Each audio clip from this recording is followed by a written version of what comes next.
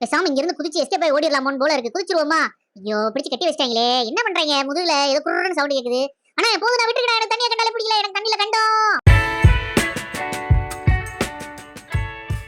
வணக்கம் நண்பர்களே, இன்னைக்கு நம்ம விருதுநகர்ல இருக்க சாய் பெட் கிளினிக்கு வந்திருக்கோம். ஸோ எவ்ரி சண்டே இவங்க கூட ஒரு கொலாப் பண்ண போகிறோம். ஸோ இங்கே விருதுநகரில் க்ரூமிங் தேவைப்படுறவங்க தாராளமாக இந்த சாய் பெட் கிளினிக் டாக்டருக்கு ஃபோன் பண்ணி அப்பாயின்மெண்ட் ஃபிக்ஸ் பண்ணிக்கோங்க. அண்ட் ஃபர்ஸ்ட் டைம் நான் இப்போ கேட்டை க்ரூம் பண்ண போகிறேன். ஸோ எனக்கே வந்து ஒரு ஃபர்ஸ்ட் டைம் டிஃப்ரெண்ட் எக்ஸ்பீரியன்ஸ். என்னென்னா, இதுக்கு முன்னாடி கேட்ஸ் வந்து என்கிட்ட ரக்கடாக பிஹேவ் பண்ணாங்க, அதனால நான் வந்து எடுத்ததில்லை. ஆனால் இது வந்து ரொம்ப ரொம்ப சாஃப்ட் டைப் ஆஃப் கேட். நம்ம ஏன் ஃபுல்லாக ஃபர்ரை ரிமூவ் பண்ணுறோம் அப்படின்னா, இந்த கேட்டுக்கு ஒரு ஃபங்கல் இன்ஃபெக்ஷன் மாதிரி வந்திருக்கு. ஸோ டாக்டர் வந்து அதை ரிமூவ் பண்ண சொல்லியிருந்தாரு. நம்மளும் ரிமூவ் பண்ண ஆரம்பிச்சாச்சு. இந்த கேட் எவ்வளோ சாஃப்ட்னா, தலை குனிஞ்சே தான் இருந்தாங்க, என்னை நிமிந்து கூட பார்க்கல, அந்த அளவுக்கு ரொம்ப சாஃப்டான கேட். ஆனால் இவங்க பார்த்தீங்கன்னா ஃபுல் பாடியும் க்ரூம் பண்ணிவிட்டு அந்த எல்லா ஃபரையும் எடுத்துகிட்டு லெக்ஸ்லேயும் ஃபேஸ்லேயும் மட்டும் விட்டு வைக்க சொன்னாங்க. அண்ட் டெய்லையும் பார்த்தீங்கன்னா அந்த எட்ஜ் வரைக்கும் எடுக்க சொல்லிட்டாங்க இவங்க பெட் பேரண்ட்.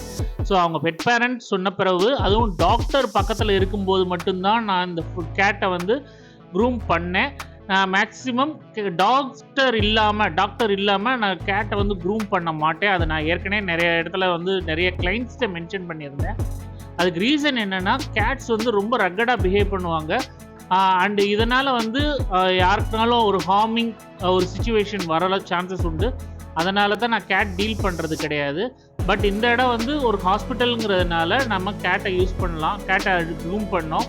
அண்ட் இவருக்கு தண்ணி சுத்தமாக பிடிக்கல. தண்ணி பட்ட உடனே திருச்சி ஓட ஆரம்பிச்சிட்டாரு, விட்டா போதுன்னு.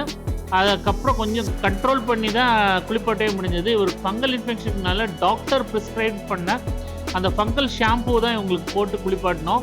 நீங்கள் பார்த்தா தெரியும், அது ப்ளூயிஷ் கலரில் இருக்கும். பட் இது வந்து நல்ல பிரைட் கலராக இருந்தது. அந்த கேட்டுக்கு நல்லா தேய்ச்சி குளிப்பாட்டிட்டு அதுக்கப்புறம் நல்லா துவட்டி ப்ளோ ட்ரையர் போடணும். ஏன்னா டாக்ஸை விட கேட்ஸுக்கு வந்து ஈரம் வந்து சுத்தமாக பிடிக்காது. ஏன்னா அதுக்கு வந்து அவ்வளோ சுத்தமான ஒரு இதுன்னே சொல்லலாம்.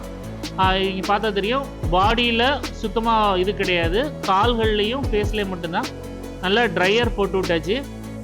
அண்டு இதனால் இன்னொரு பிரச்சனை என்னென்னா, உங்கள் வீட்டில் நீங்கள் கேட் வளர்க்கும் போது இந்த மாதிரி பண்ணிட்டீங்க அப்படின்னா நாட்ஸ் விழாது. ஸோ வந்து ஈஸி மெயின்டெனன்ஸாக இருக்கும். அண்ட் பார்த்தீங்கன்னா தெரியும் எவ்வளோ அழகாக இருக்காருன்னு. இந்த வீடியோ உங்களுக்கு பிடிச்சிருந்தா லைக், ஷேர் அண்ட் சப்ஸ்கிரைப். நம்ம அடுத்த வீடியோவில் பார்ப்போம் கைஸ். பாய்.